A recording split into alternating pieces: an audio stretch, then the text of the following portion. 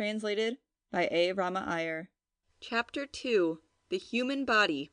The world is compounded of the 5 elements: earth, water, air, fire, and ether. So too is our body. It is a sort of miniature world, hence the body stands in need of all the elements in due proportion: pure earth, pure water, pure fire or sunlight, pure air, and open space. When any one of these falls short of its due proportion, illness is caused in the body. The body is made up of skin and bone, as well as flesh and blood. The bones constitute the framework of the body, but for them we could not stand erect and move about. They protect the softer parts of the body. Thus the skull gives protection to the brain, while the ribs protect the heart and the lungs. Doctors have counted 238 bones in the human body. The outside of the bones is hard, but the inside is soft and hollow. When there is a joint between 2 bones, there is a coating of marrow, which may be regarded as a soft bone. The teeth, too, are to be counted among the bones. When we feel the flesh at some points, we find it to be tough and elastic. This part of the flesh is known as the muscle. It is the muscles that enable us to fold and unfold our arms, to move our jaws, and to close our eyes. It is by means of the muscles again that our organs of perception do their work. It is beyond the province of this book to give a detailed account of the structure of the body, nor has the present writer enough knowledge to give such an account. We will, therefore, content ourselves with just as much information as is essential for our present purpose. The most important portion of the body is the stomach. If the stomach ceases to work even for a single moment, the whole body would collapse. The work of the stomach is to digest the food, and so to provide nourishment to the body. Its relation to the body is the same as that of the steam engine to the railway train.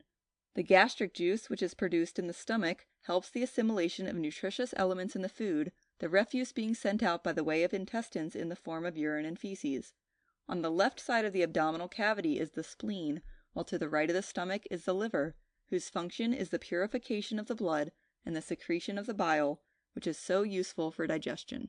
In the hollow space enclosed by the ribs are situated the heart and the lungs.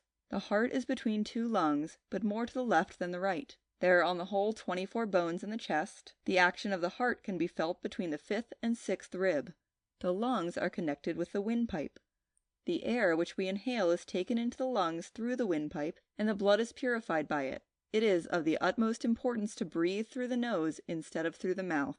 On the circulation of the blood depend all activities of the body. It is the blood that provides nourishment to the body. It extracts the nutritious elements out of the food and ejects the refuse through the intestines, and so keeps the body warm. The blood is incessantly circulating all over the body along the veins and the arteries. The beatings of the pulse are due to the circulation of the blood.